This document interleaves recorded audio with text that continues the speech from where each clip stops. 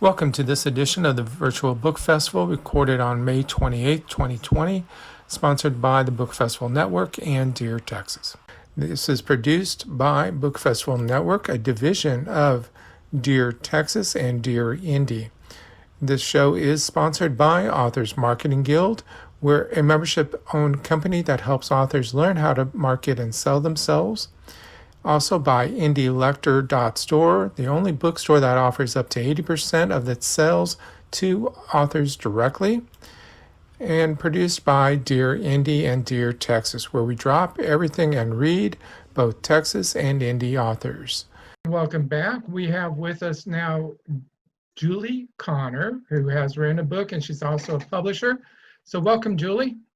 Thank you. Thank you. I'm really pleased to be here. I am quite a contrast to your previous authors because I write nonfiction, and this is my first book. So I'm very envious of them for having written 11 books. I'll be lucky to have another one in another year, the way things are going. My first book is nonfiction, and you can see the cover up behind me, Savoring the Camino De Santiago. It's the pilgrimage, not the hike. For those of you who know about the Camino de Santiago, good on you. But for those who don't, I'm not surprised. The Camino de Santiago is an ancient pilgrimage route. It started in the 800s, and it's been going for more than 1,000 years now. It was really, really an important thing during the Middle Ages, and then moving on from the Middle Ages, in the 1900s, let's say, its popularity went down a lot. But there was a revival of it starting in the late 1970s, and from almost very few people walking or taking the pilgrimage, nowadays close to, well, more than 350,000 people complete the pilgrimage every year. Now, unfortunately this year, right now, the route is closed. It's totally closed. So there's a lot of very frustrated travelers who were planning to do this pilgrimage this year and are unable to. So everyone is expecting that next year, which is a holy year, a Jubilee year, there'll be a double crowd. That's assuming we're through this COVID pandemic by next year. Anyway, I had been wanting myself to walk the Camino since I was in my early 20s. I first heard about it by reading James Michener's book, Iberia. So I've always loved nonfiction. I've loved travel books. And for me, reading Iberia was, for me, one of the best books I've ever read about Spain. I learned a lot. And as soon as I heard about the Camino, I said, I want to do that. Well, I was like 22 years old. It took me 45 years before I actually got to do the Camino because of life. Life got in the way. When I was young, I had the energy, but I didn't have the time or the money. So I decided after retirement, I was going to do this Camino. And that's what I did. It was a 49-day adventure. And I mean, it was an adventure from day one. And along as I walked the Camino, I kept a journal. So my day-to-day journal of walking that Camino forms, you might think, the heart or the core of the book. But around that core is a memoir of what brought me finally to do the Camino, and frankly some traumatic events in my life, which I talk about somewhat in the book. So it's part memoir. And then as I'm walking, I'm thinking, oh boy, I have learned a lot. I should share this with other people who might be thinking about the Camino. So part of my book is also a how-to, a guide. If you're thinking about walking the Camino, these are some things you should take into consideration. Another reason for the incredible increase in popularity for the Camino is that a movie was made about it. Emilio Estevez and his father, Martin Sheen, cooperated in this movie. It's called The Way. And it recounts the journey of a father whose son actually dies walking the Camino, and then his father comes along and completes the pilgrimage for him.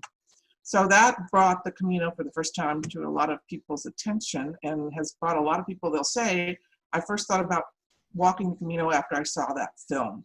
Now, I say I first thought about walking the Camino when I read James Michener, but it's a film. It's brought a lot of modern pilgrims. So my subtitle on the book is, It's the Pilgrimage, Not the Hike. my own observation is that a lot of people nowadays are fixated on the method of doing the pilgrimage and not the message of the journey, if I can put it that way.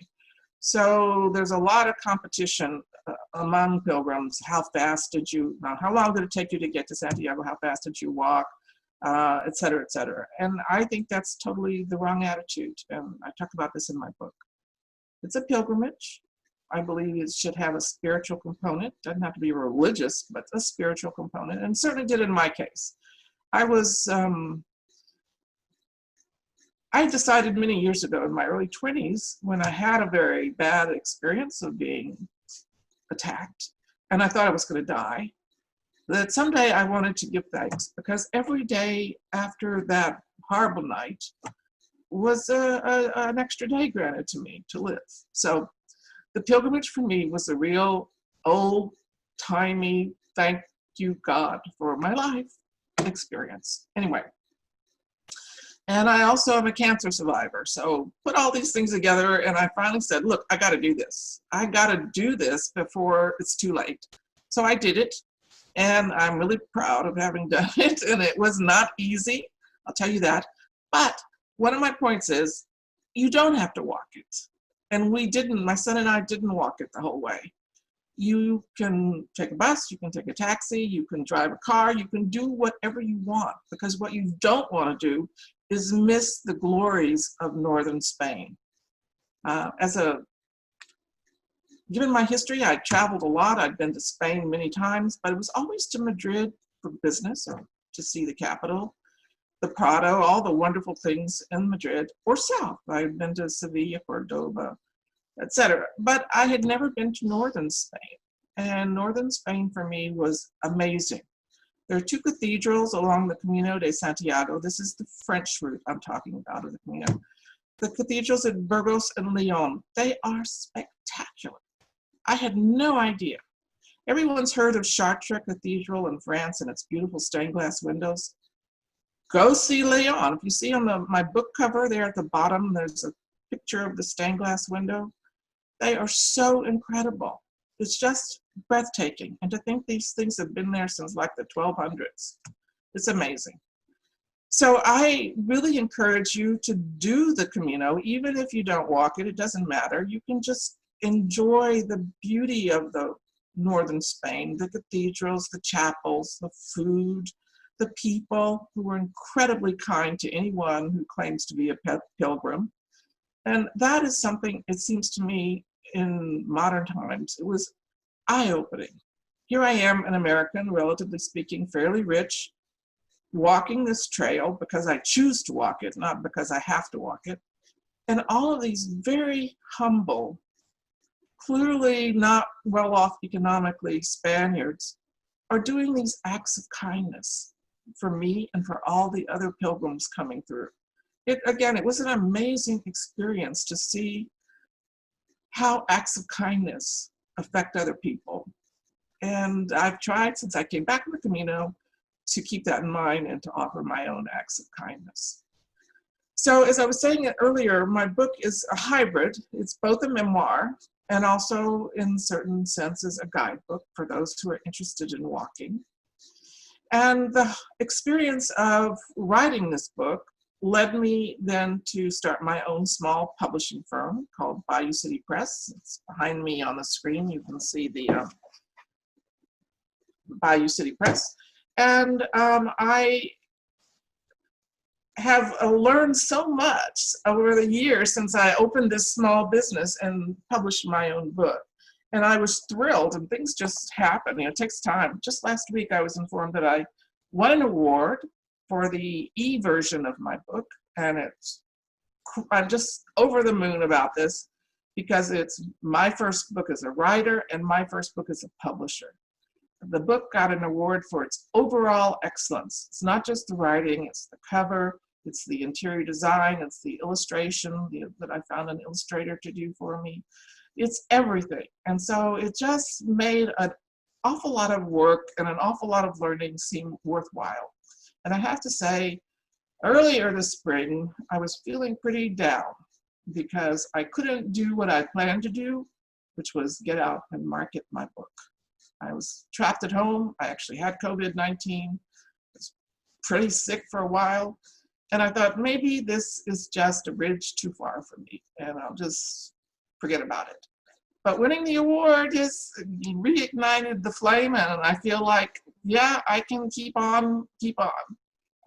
I can keep trying, and I hope, also offer other authors a home where they can perhaps not have as difficult time as I feel I've had in trying to learn everything.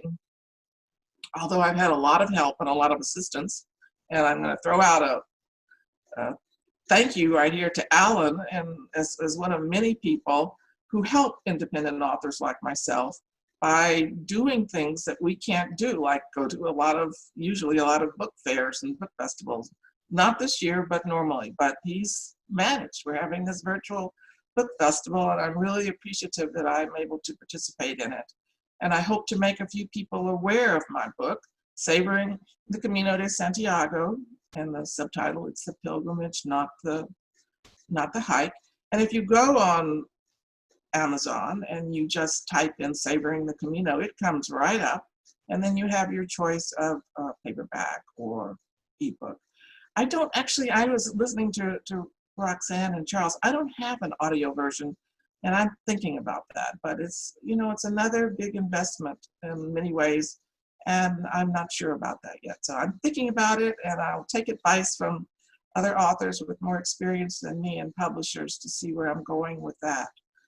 Right now, I'm looking forward to what's coming up. As I said, I've been trying to focus on promoting this first title of mine, but now I need to start turning to what's coming next. And one of the things I've been doing is studying the market a lot. And the market is, if you want to sell a lot of books, fiction is the way to go. So I'm thinking about, haven't decided, that maybe I'll try a stab at writing a fiction book. One of the things I've been really wanting to write for years is a saga of generations of my family, which we have a very interesting history. And then I thought, well, maybe I can just make a fictionalized version of my family story and publish that. One thing is, people won't get mad at me so much in my family when I write about the family if I can say, it's fiction. We'll see, but that's what I'm thinking about for the future. And I'm also thinking about writing another book about the Camino, either a different route, because there are many ways to get to Santiago. You can start anywhere in the world. You just have to end up in Santiago de Compostela, which is the place where the Apostle St. James is buried. So I might try another route, or I might try another method of transportation. Some people bike the Camino de Santiago. There's even people who ride horseback to Camino de Santiago. And the biggest way is walking. But again, I'm thinking I might drive a different route of the Camino de Santiago and write about that. James Michener didn't walk the whole route. He drove, and he met Spanish experts all along the way, and he learned. So it has been a great experience for me taking the Camino and writing this book. And again, my website is bayoucitypress.com. I hope you'll visit me there. Thanks. Thank you, Alan. Authors Marketing Guild is a membership-owned organization designed to help authors succeed and learn how to better market and sell themselves and their books. Join us at authorsmarketingguild.com and receive so many benefits you'll wonder why you didn't join sooner. That's authorsmarketingguild.com. Welcome to IndieLector.store, an online bookstore where the discriminating reader can find award-winning books. IndieLector.store is not a big corporation, so we can give up to 80% of the sales directly to the author. Help us support them by buying a great book at IndieLector.store.